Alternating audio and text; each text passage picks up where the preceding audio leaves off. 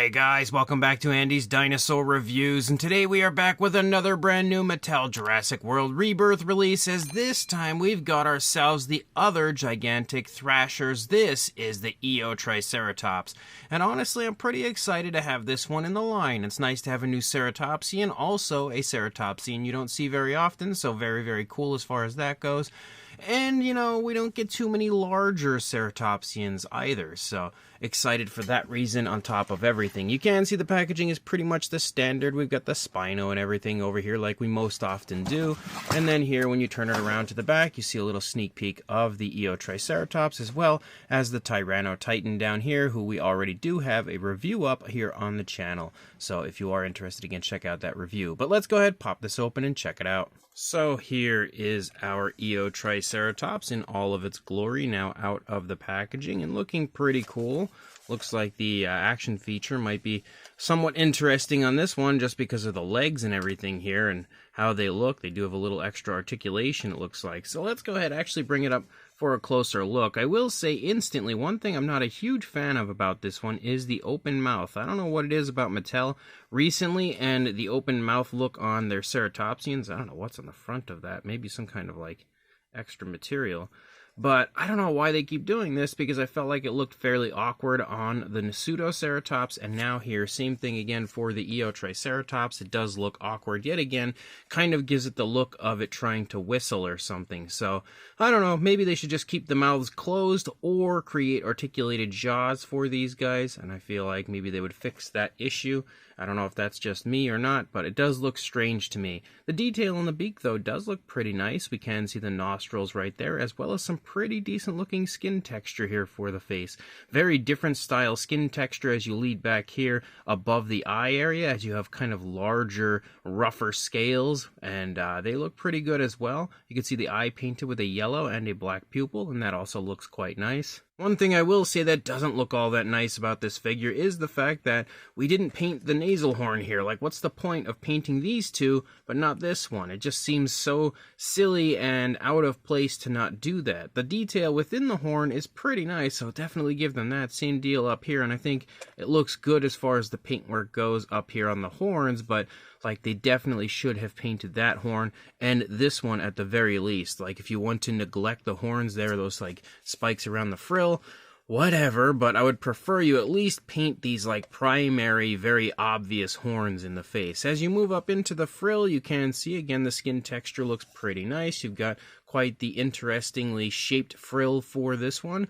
We have quite a bit of variation of color up here, as you can see different shades of like browns and stuff, as well as some bluish tones popping up, and they kind of stripe through. The skin texture again looks pretty decent. We have like that rough and rugged larger scaling like we see above the eye area. The horns as well, again moving around the frill, look pretty decent. As you lead back over to the other side, again pretty much the same thing. One thing that is nice about this that I did notice is we do actually have like a little articulation right here in this spot, which is pretty smooth. I don't know if it goes up and down.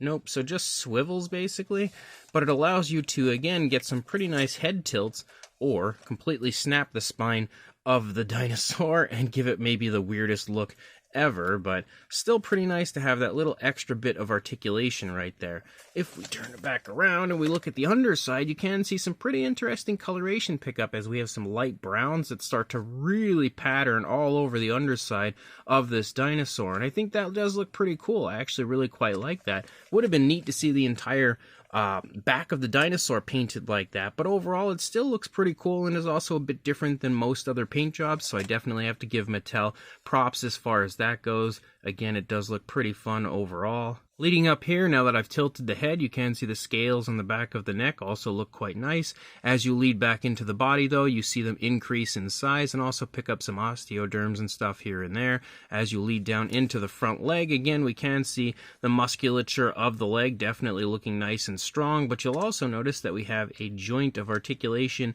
in the elbow and wrist, which is not too common for Ceratopsians in the Mattel line, and also, again, articulation right there. But I'm going to go ahead and, wait until we see what the action feature is before I go trying to force those into moving. As you move down into the foot sculpt, though, you can see the toes sculpted out as well as the nails, of course, unpainted. We have some nice skin wrinkles and folds as you move back into the stomach and some more decent-looking skin texture. We do continue to have that light brown kind of patterning as you move back, but that starts to disappear basically here.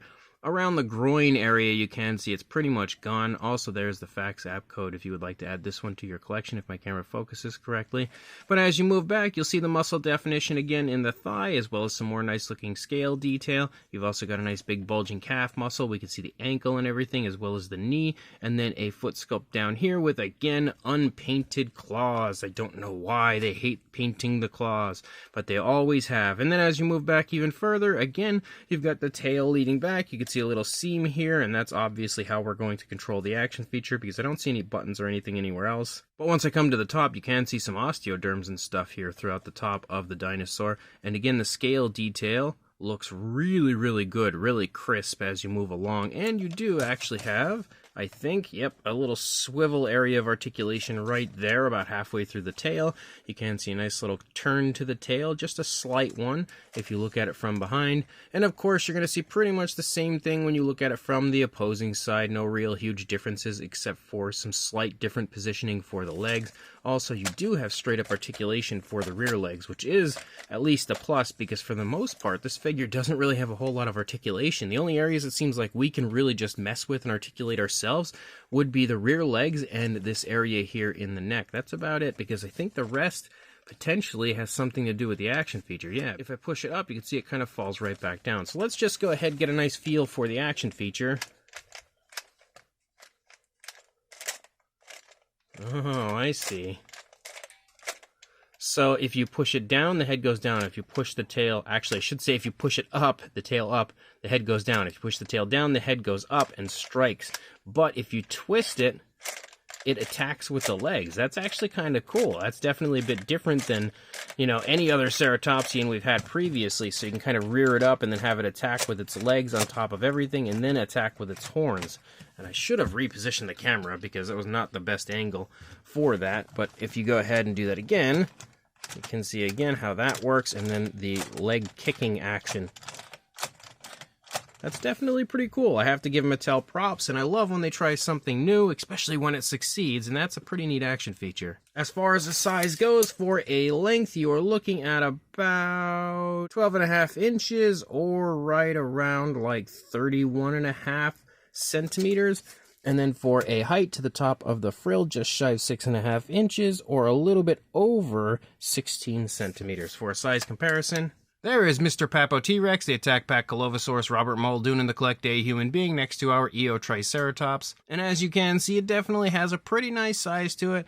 Absolutely is a bit larger than your standard usual ceratopsian, but obviously it would be smaller than the older, larger, Triceratops that, what was it, the Arctic version of the Triceratops that we had? That one would definitely be a little bit bigger, but this one should be a bit larger than your standard wild roar. And to show you that, there you go, there is a Roarivore version of the Triceratops, which you can see is definitely a bit smaller than our Eotriceratops. We've also got the Diabloceratops, which you can see is definitely a little bit bigger than the Triceratops, but still not the size of this Eotriceratops. And even though it's going to pretty much be the same size as the other ceratopsians we brought in, I did still want to bring in the Rebirth Nasutoceratops, so then we can have two different Rebirth ceratopsians here next to each other, but obviously, again, the Eotriceratops is a bit larger.